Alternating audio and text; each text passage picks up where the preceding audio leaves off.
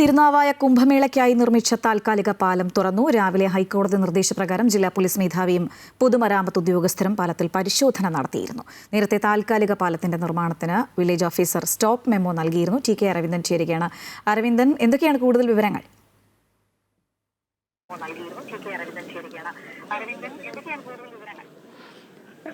ശ്രീജ, ഭക്തരുടെ വളരെ കാലമായിട്ടുള്ള കുംഭമേള തുടങ്ങുന്നതിനേക്കാൾ മുന്നേ തന്നെ നിർമ്മാണം ആരംഭിച്ചതാണ് ഇവിടുത്തെ താൽക്കാലിക പാലത്തിൻ്റെ. പക്ഷേ ഇതുവരെ താൽക്കാലിക പാലത്തിൻ്റെ തുറന്നു കൊടുക്കാൻ അധികൃതർ തയ്യാറായിരുന്നില്ല. നേരത്തെ വില്ലേജ് ഓഫീസർ ഇതിൻ്റെ നിർമ്മാണ പ്രവർത്തനങ്ങൾക്ക് സ്റ്റോപ്പ് മെമ്മോ നൽകിയിരുന്നു. ഇതിനെ തുടർന്ന് സംഘാടകർ ഹൈക്കോടതിയെ സമീപിക്കുന്ന സാഹചര്യം ഉണ്ടാവുകയായിരുന്നു. എനിക്ക് പിറകിലായി കാണുന്ന ഈ മണൽപ്പരപ്പിലാണ് നിള ആരതി നടക്കുന്നത്. കുംഭമേളയിലെ ഏറ്റവും ആകർഷകമായ ഒരു കാര്യമാണ് നിള ആരതി.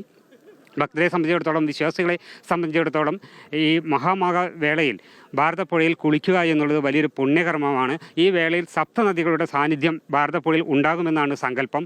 2.5 നൂറ്റാണ്ട് മുൻപാണ് ഭാരതപ്പുഴയിൽ ഇത്തരത്തിലുള്ള ഒരു മഹാമാഘ ഉത്സവം അരങ്ങേറിയത്.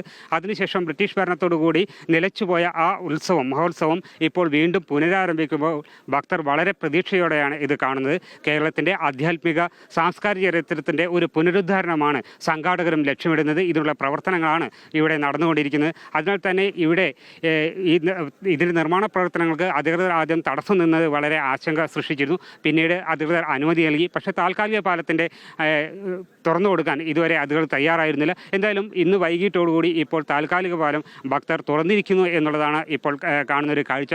കൃത്യമായി അധികൃതർ അനുമതി നൽകിയിട്ട് ഉണ്ടോ എന്നുള്ള കാര്യത്തിൽ ഇപ്പോഴും സംശയമാണ്. എന്തായാലും ഇപ്പോൾ ഭക്തർ പാലം തുറന്ന് അതിലൂടെ പ്രവേശനം ആരംഭിച്ചിരിക്കുന്നു. നിള ആരതി ദർശിക്കുക എന്നുള്ളത് ഭക്തരെ സംബന്ധിച്ചിടത്തോളം വളരെ വലിയൊരു കാര്യമായിട്ടാണ് കരുതുന്നത്. കഴിഞ്ഞ 4 ദിവസങ്ങളിലായി ഈ മണൽപ്പരപ്പിൽ ഇത്തരത്തിൽ എല്ലാ സായാഹ്നങ്ങളിലും നിള ആരതി നടക്കുന്നുണ്ട്.